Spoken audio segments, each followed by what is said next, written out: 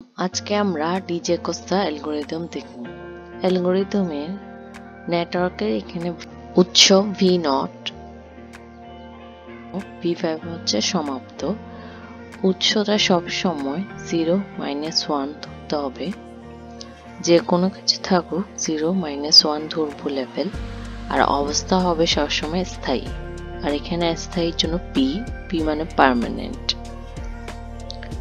তাহলে V0 থেকে V1 এ যাওয়া যাবে, থেকে V3 তে যাওয়া যাবে।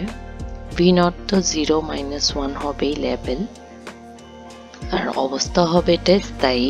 V0 থেকে V1 এ যাওয়ার সময় যেটা থাকবে ওটা যোগ হবে, এবং লেভেল যেটা ধরবো উৎস ওটা বসে যাবে।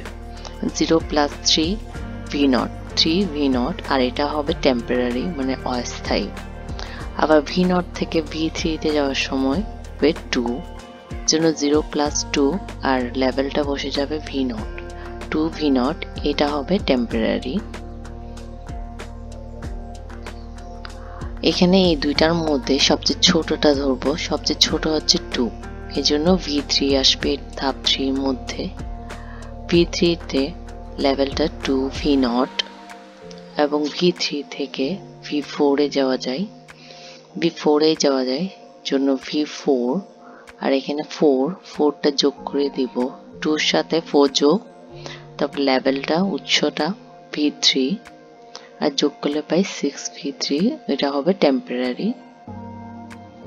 আবার V4 থেকে V5 এ যাওয়া যায়, এটা হবে 5,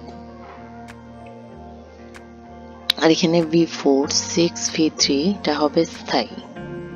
আর V5 এ হচ্ছে 6 প্লাস এখানে 5টা যোগ, 5 যোগ করলে পাই 11 V4, এটা হবে অস্থায়ী। যেহেতু V5 হতে অন্য কোনো নোডে পৌঁছানো যায় না, V5 এ আসতেছে, V5 থেকে কোথাও যাচ্ছে না, এই তীর চিহ্ন খেয়াল করলে বোঝা যাবে।